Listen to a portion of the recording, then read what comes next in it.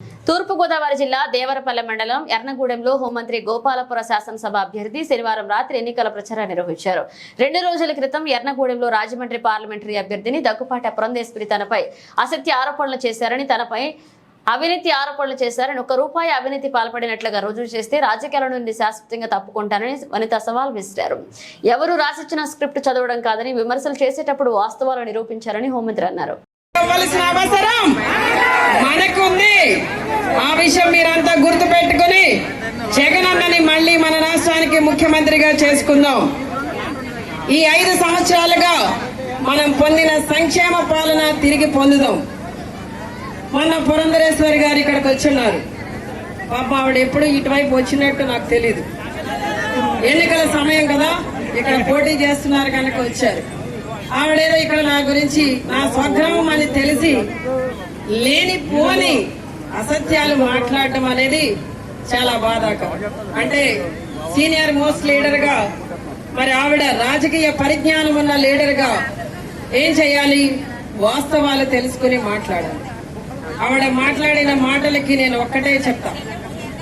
కొవ్వూరులో ఇసుక మాఫియాలో ఏ మాత్రం ₹1 నాకు చేరినట్టు గాని ఎక్కడైనా ఆవిడ నిరూపించగలిగితే శాశ్వతంగా రాజకీయాల నుండి తప్పుకుంటానని తెలియజేస్తాను.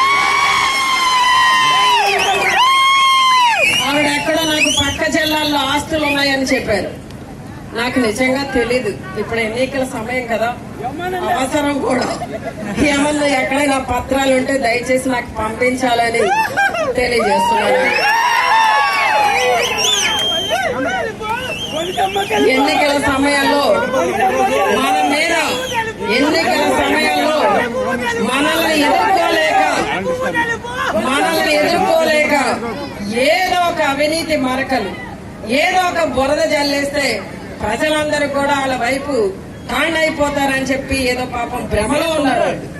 వాస్తవాలు మాట్లాడాలి. మరి వాస్తవాలు మాట్లాడకుండా ఏదో వాళ్ళ నాయకులకు స్క్రిప్ట్ రాసి ఇచ్చారని చెప్పి అది మాట్లాడేస్తే కరెక్ట్ కాదమ్మా. తెలుసుకుని మాట్లాడాలని సభాముఖంగా మీకు తెలియజేస్తున్నాను.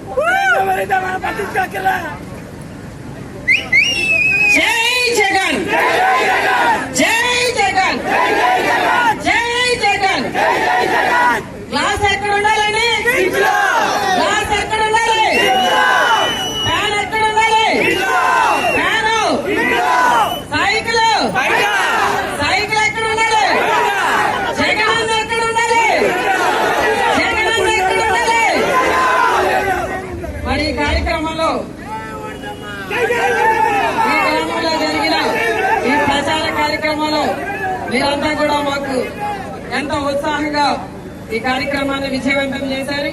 రేపు మే 13వ తేదీ వరకు కూడా ఇదే ఉత్సాహంతో నాయకులు, కార్యకర్తలు పనిచేసి మన గ్రామం నుండి మన పార్టీకి